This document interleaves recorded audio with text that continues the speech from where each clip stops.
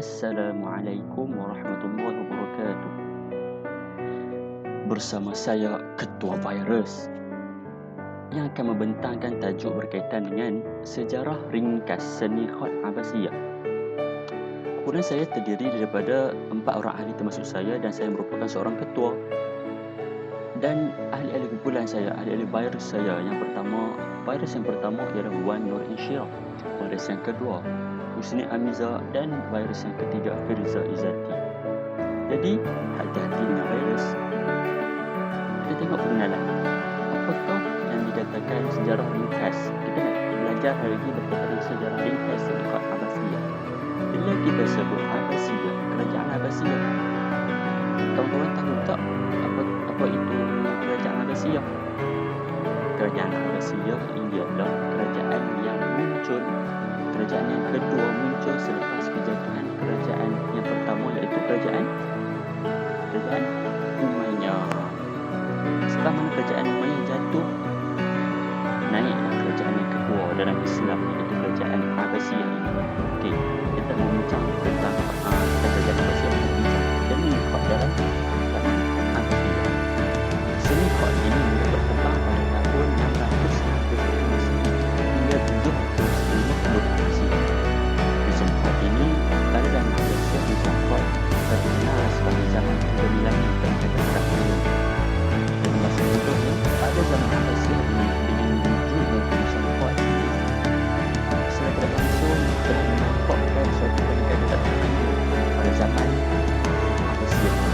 Seni khat tercatat sebagai nama besar pada zaman ini disebabkan oleh penemuan yang menunjukkan tentang formula geometri dalam seni kesatuan asas. Dan seni khat yang terdiri daripada 3 unsur kesatuan asas, yang ketika mana untuk membuat huruf yang ditawarkannya, iaitu mata, huruf alif dan bulatan. Okey, kita tengok pada zaman Abbasiyah ini telah lahirnya 2 tokoh yang terkenal dalam bidang ini. Yang pertama, kita tengok Ad-Dahlak bin Ajalan. Ad-Dahlak bin Ajalan ni dia wujud ataupun dia lahir pada zaman, ataupun kita boleh tengok tokoh ini terkenal pada zaman pemerintahan Abu Al-Abbas Al-Saffah. Kita sebut Abu Al-Abbas Al-Saffah ni, siapakah beliau? Adakah beliau yang merupakan tokoh? Ya, beliau merupakan seorang pemimpin yang pertama dalam kerajaan Abbasiyah. Okey, faham? Faham.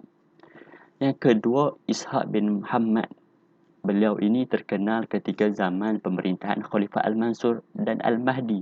Di sini Al-Mansur ini merupakan seorang tokoh, seorang pemimpin, dan Al-Mahdi juga seorang pemimpin. Selepas turunnya Al-Mansur, lahirlah Al-Mahdi. Faham? Maksudnya di sini Al-Mansur ini merupakan tokoh ataupun pemimpin yang kedua selepas pemerintahan Abu Al-Abbas ini. Abu Al-Abbas tadi. Dan Al-Mahdi merupakan pemimpin yang ketiga selepas Al-Mansur tadi. Jadi Ishaq ni dia terkenal pada pemerintahan 2 orang pemimpin. Okey, kita tengok pada zaman pemerintahan kedua-dua khalifah yang terkenal tadi itu, sebenarnya 3. Terdapat 11 jenis khat yang muncul pada zaman ini. Kita tengok. Okey, yang pertamanya ialah khat As-Sijjilat. Yang kedua, khat Al-Jalil. Yang ketiga, khat Ad-Dibaj. Khat yang keempat, At-Tumar. Yang kelima, khat Al-Mudammirat. Yang keenam, khat Al-Mufattah. Yang ketujuh, An-Zambur. Yang ke-8, As-Thulutsain. Yang ke-9, Al-Uhud. Yang ke-10, Al-Qasas. Dan yang terakhir, cuba teka. Yang terakhir, khat Al-Khirfaj. Okey, kita teruskan slide kita. Contoh khat. Kita tengok contoh khat Khirfaj.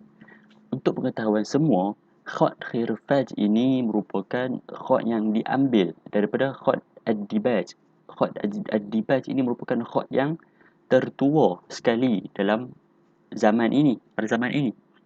Atau senang kata khot yang pertama sekali ialah khot ad-dibaj, dan khot kirfaj ini merupakan satu cabang daripada khot ad-dibaj. Ini merupakan contoh, kalau kita tengok di gambar itu merupakan contoh khot. Okey, kita teruskan dalam bab contoh lagi. Untuk pengetahuan semua, seperti mana saya telah ungkapkan tadi, khot ad-dibaj ini merupakan suatu khot yang dah berusia dan bertepatan dengan ayat ini, mushaf yang berusia. Dan khot ini juga merupakan, mushaf ini juga merupakan tulisan Yaqut al-Musta'simi, iaitu pencetus aqlam sittah. Okey, kita nak kenal Yaqut al-Musta'simi ni siapa dia? Siapakah beliau? Okey, Yaqut ini bukanlah nama beliau. Yaqut ini adalah suatu gelaran yang diberikan kepada yang diberikan oleh sejarawan. Sebab apa sejarawan bagi nama gelaran ini? Kerana Yaqut ini digelar kerana orang yang digelar ini merupakan seorang penulis khat yang mempunyai kemahiran yang tinggi dalam bidang kaligrafi. Okey. Dan al-Musta'simi ini pula, apakah benda Musta'simi ni apa? Okey, sebelum itu kita tengok Yaqut al-Musta'simi ini, nama sebenar beliau ialah Yaqut ini ialah Jamaluddin Yaqut bin Abdullah al-Musta'simi. Itu nama beliau. Itu nama sebenar. Yaqut tadi saya sudah terangkan sebab. Dan yang kedua tadi al-Musta'simi. Al-Musta'simi ni ialah gelaran yang dinisbahkan kepada Khalifah al-Musta'sim billah, yang mana Khalifah Bani Abbasiyah yang terakhir, yang telah dibunuh ketika peperangan bersama tentera Mongol. Ya. Jadi al-Musta'simi ini merupakan suatu gelaran atas Khalifah. Faham? Okey. Dan nama beliau yang sebenar-benarnya Jamaluddin bin Abdullah. Yaqut tadi kita faham sebagai seorang yang mahir dalam bidang kaligrafi, dan al-Musta'simi ini seorang yang digelar disebabkan beliau merupakan seorang khalifah. Ingat. Dan kalau kita tengok lebih mendalam, nama sebenar nama Yaqut ini sendiri, dia ada nama Yaqut Ar-Rumi Al-Musta'simi. Jadi macam mana Ar-Rumi ni datang dari mana pula? Kalau tengok dalam slide tak ada. Tapi sebenarnya nama beliau Yaqut Ar-Rumi Al-Musta'simi. Ar-Rumi ni merupakan dinisbahkan kerana Jamaluddin ini berasal daripada Romawi, yang mana kini telah berubah menjadi kota Turki lah kita kata. Faham? Okey, kita teruskan slide kita. Kita tengok siapakah ahli-ahli khat di zaman Abbasiyah. Kita di dalam slide ni kita ada 6 orang tokoh. Kita tengok yang pertama, Ibrahim Al-Sujairi, yang mana dia menghasilkan khat jenis Al-Jalil, Thuluthain dan Al-Thuluth. Khat tadi ni merupakan, tadi kita tengok dalam contoh-contoh khat tadi. Dan yang kedua, Yusuf Al-Sujairi menghasilkan khat Ar-Riyasi. Yang ketiga, Al-Hasan An-Naqulah, mahir dalam khat Nasakh. Yang keempat, Muhammad As-Samsari dan Muhammad bin Asad, yang mana mereka berdua ini telah memperbaiki khat Nasakh yang telah diwujudkan oleh An-Naqulah tadi. Dan juga Al-Samsari ini juga dia menghasilkan ataupun memperbaiki khat Tawqiyah. Yang kelima, Abu Hasan Ali bin Hilal ataupun Ibnu Abbawab, yang mana Ibnu Abbawab ni dia memperlengkapkan lagi kaedah penulisan khat itu sendiri. Dan yang terakhir, Syekh Jamaluddin Yaqut Al-Mustakami. Nampak? Yaqut Al-Mustakami pula. Tadi Yaqut Al-Musta'simi. Musta'simi. Ini Al-Mustaqimi pula. Nampak? Kita bila tersebut Yaqut ni, kita tahu beliau merupakan seorang yang mahir dalam bidang kaligrafi.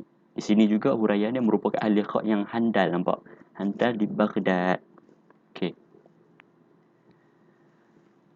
Itu saja daripada saya. Ini merupakan rujukan kami dan ini rujukan utama kami. Sekian sahaja daripada saya selaku ketua virus anda. Sebelum saya akhiri saya punya pembentangan saya, ingat, virus itu jahat. Tapi janganlah kita sebagai manusia jadi lagi jahat daripada virus. Kerana apa? Kerana tidak ikut cakap kerajaan, tidak ikut perintah PKP. Ingat semua, nak keluar jangan lupa bawa ini. Dan jika ingin membeli sesuatu, jangan lupa memakai ini.